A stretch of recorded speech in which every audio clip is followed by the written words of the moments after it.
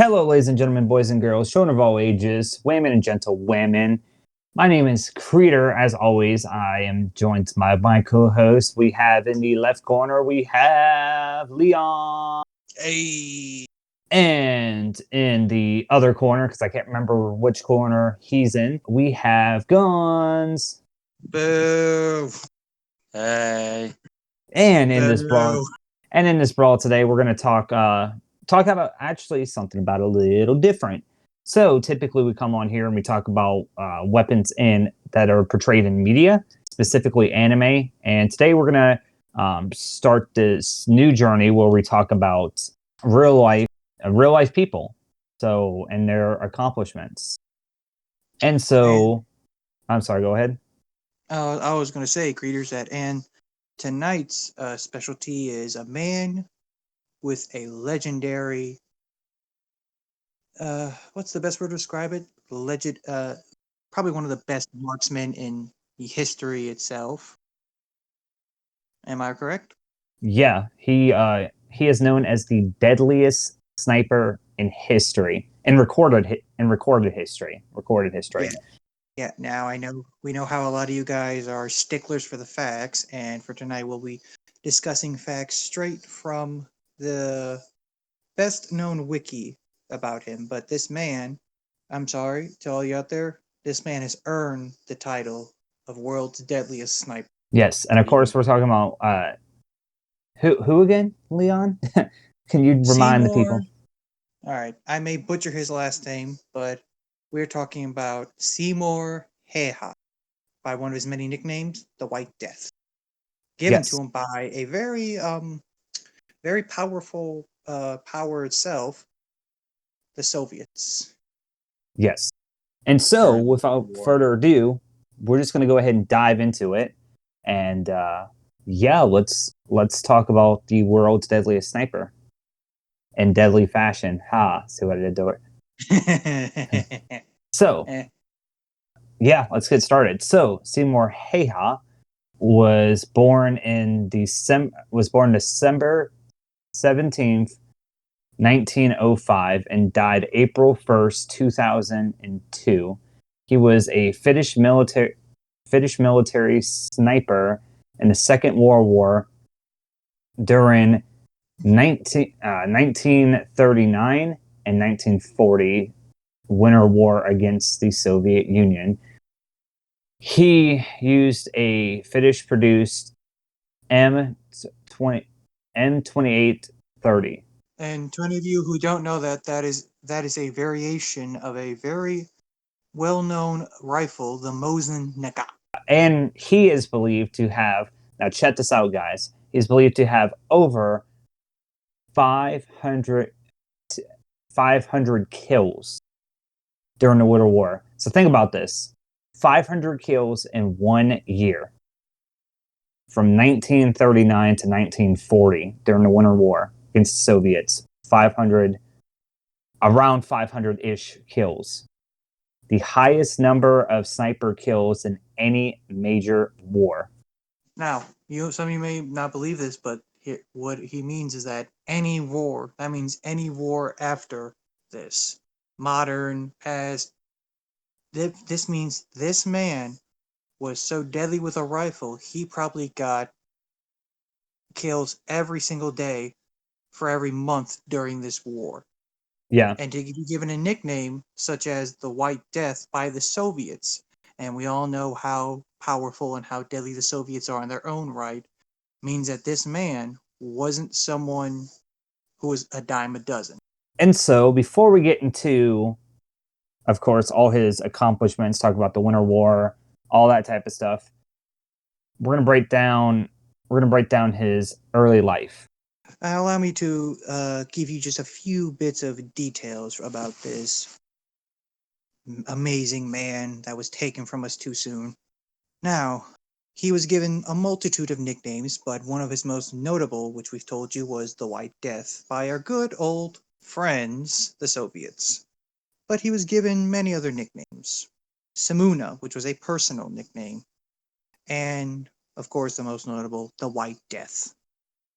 And, And as my friend Creeder once, as he said, he was born on December 17th, 1905. Granted, this says multiple areas such as Herat. Now, I'm not very prolific in other ways these places are said. Granted, it's English language, but with certain accents and pronunciations of words. So I will do this to my best ability. Please don't butcher me in the comments for this.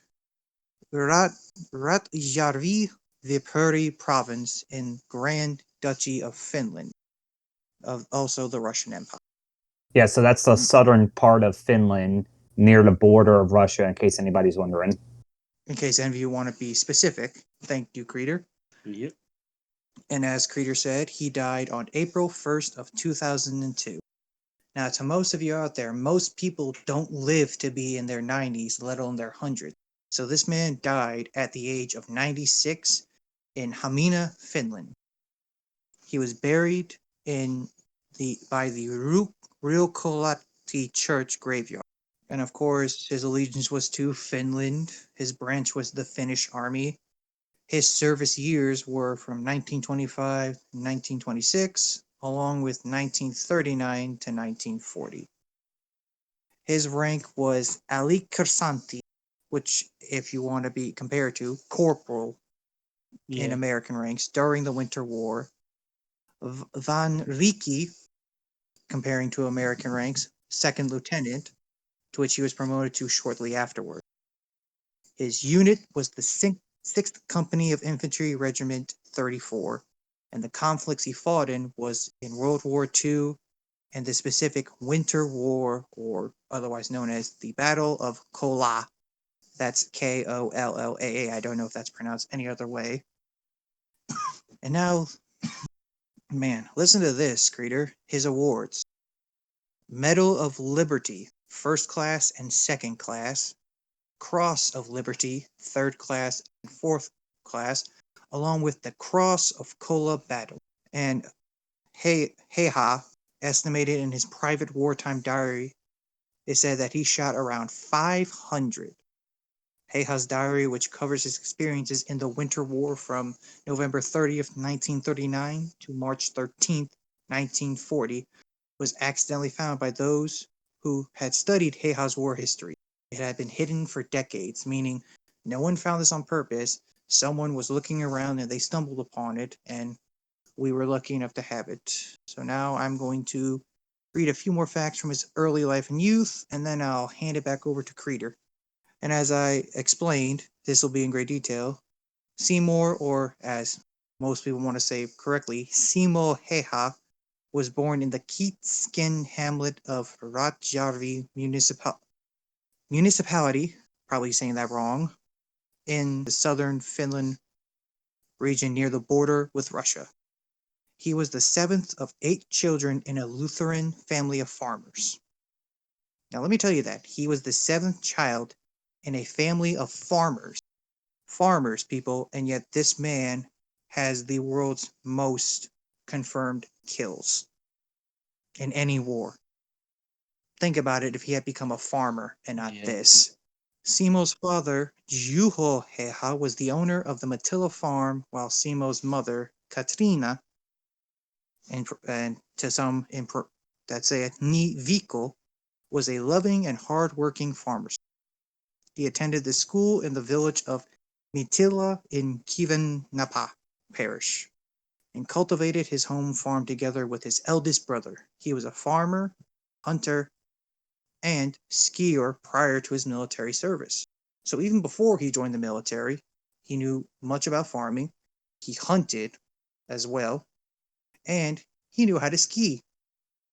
Bit of a pastime, I guess, the last one, if you want to be specific. But I feel like this next part, my friend Creeder here, can explain a bit more about his militia and military services. So, Creeder, why don't you take this part away? Thank you, Leon. So, yes, Häyhä joined the Finnish voluntary militia, the White Guard, at the age of 17. He was successful in shooting competitions. His home was reportedly filled with trophies for marksmanship. So even at an early age, he was, he was shooting records here and getting trophies. He was not keen to hot the spotlight. And to most people who don't know, which means he wasn't one of those guys that if he won the competition, he would brag about it, say, yeah, I'm the best, I won this. He was a humble man, which is very rare during. In 1925, at age 19, he began his 15 months of military service in the Bicycle Battalion 2. He attended the non-commissioned officer school and served as a non-commissioned officer in the Cycle Battalion or Bicycle Battalion 1. However, he did not get sniper training until a year before the war in 1938 at a training center. So, to put this in perspective, at age 17, he was doing shooting competitions and was already getting trophies for marksmanship. But he didn't actually go to sniper school, okay, until, a decade later. Yeah, so this guy, he was already a marksman beforehand. He had even probably gotten more sniper training, let alone fought in a war yet. And yet this kid was already someone not to go up against. Unfortunately, most of the 500 people learned it the hard way. So now we get into the actual Winter War service. And if you want us to make a video actually talking about the Winter War, the specifics on that, that could be a separate video. So drop it down below. But sticking with just Häyhä, he was a sniper in the Finnish army, as we went over, and he fought in the Winter War, which lasted from the years of 1939 to 1940. Okay, and it was fought between Finland and the Soviet Union. This is crazy. Okay, so in the temperatures of negative 40 degrees and negative 20 degrees Celsius, or for us Americans, negative 40 degrees to negative 4 degrees Fahrenheit, which is cold. Okay, I'm a Southern boy. I would freeze my balls off in that cold weather. But this man didn't. Okay, this man was dressed completely in white camouflage, and Soviet troops were not issued camouflage uniforms for most of the war, which made them very visible to snipers in winter conditions, which was a horrible plan on their part. I'm just saying. And so Joseph Stalin had plunged military experts in the late 1930s as part of the Great Pledge and the Red Army. Let me repeat that. Red Army, not the Red Ribbon Army, but the Red Army was pretty much disorganized, So, Stalin had done his great purge, and his army, which was the Red Army, was pretty much disorganized. Like I said, they were issued standard uniforms in winter conditions. Not a very smart idea. So, Finnish sources described Häyhä as the White Death by the Red Ribbon Army, as we went over. The Red Death has been suggested to be a name created entirely by Finnish propaganda, and it would not have been originally invented by the Russians. The White Death of the Russians was, according to information from prisoners, was a severe frost in the deep winter forests. For Häyhä, the nickname White Death came up only in the Finnish Winter War book of the 1980s. During the war, the White Death was one of the lead in terms of Finnish propaganda. Finnish newspapers frequently featured the invisible Finnish soldier, thus creating the hero thus creating the hero. So it was kind of given by the Russians, because it was propaganda. But it didn't, the nickname didn't actually come up again until the 1980s, when it came out in a book about it, and or literature. Creator, if you don't mind me interrupting real quick, in case some of you still don't believe that this guy was legit, allow me to read a little bit from a biography from Häyhä's superior, Major Tapio Saarelainen, however you say his last name. Häyhä was able to estimate distance with an accuracy of 1 meter to us, 3.3 feet, and up to 150 meters, 500 feet. Saarelainen notes that during his Civil Guard training, Häyhä once hit a target 16 times from 100 meters away in just 1 minute. Now remember, folks, this is a Mosin gun. That means after every time Häyhä ran out of ammo, he would have to manually feed the cartridges in a fixed magazine into this rifle before he could continue shooting in a minute. What other famous sniper do you know of could do that in that amount of time, excluding modern rifles?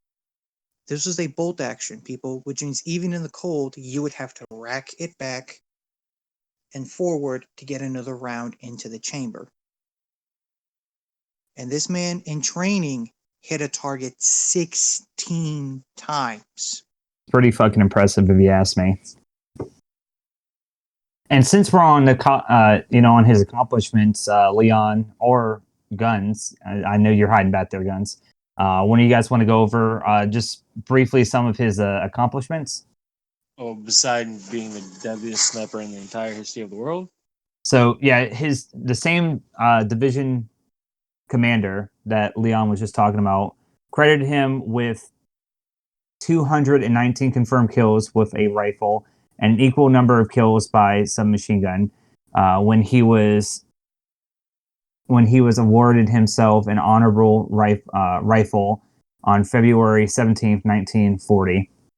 On December 21st, 1939, Creator. Yep, thank you. Häyhä achieved his highest daily count of 25 kills. In his daily military chaplain reported 259 confirmed kills made by the rifle, and you go to some machine gun, from the beginning of the war until March 7th, 1940. One day after Häyhä was seriously wounded, which we'll talk about in a little bit. Later in this book, he credited him with a total of 542 kills. Some of Häyhä's figures at the Finnish army document counted from the beginning of the war, November 30th, 1939, as follow. December 22nd, 1939, 138 sniper kills in 22 days. January 26th, 1940, 199 sniper kills, 61 and 35 days. February 17th, 1940, 219 sniper kills, 20 in 22 days. March 7th, 1940, one day after Häyhä was seriously injured again. We'll get to that in a second. Total was 259 kills, 40 and 18 days, which again, later that number would be increased to pretty much double. That is something to be impressed with, Creator. Yeah. Well, I know who I'm not fucking with. Yeah. Imagine if that man was still alive and could still shoot a rifle. But of course, allow me to read this small part just to give you guys a better detail that this man was not one to brag. Häyhä never discussed it publicly, but his own private diary, which was discovered back in 2017, shares a figure. This is how it starts, stating that this is his sin list, and estimates the total number shot by him to be around 500. Yep. That's a pretty high number. And so we went over his early life. We went over, his war life. But unfortunately, tragedy did strike on March 6, 1940. Guns, do you want to explain to them what happened on that day that changed this guy's life forever? On March 6th, he was wounded. Häyhä was seriously wounded after an explosive bullet fired by a Red Army soldier hit his lower left jaw. After that battle, Häyhä was found unconscious and believed to be dead, and he was placed on a pile of dead bodies. A fellow soldier, knowing him, on orders from his commanding officer, noticed his leg was twitching in the pile and found Häyhä alive. Häyhä was evacuated by fellow soldiers who said that half his face was missing. The bullet was removed from his upper jaw. The bullet removed his upper jaw, most of his lower jaw, and most of his left cheek.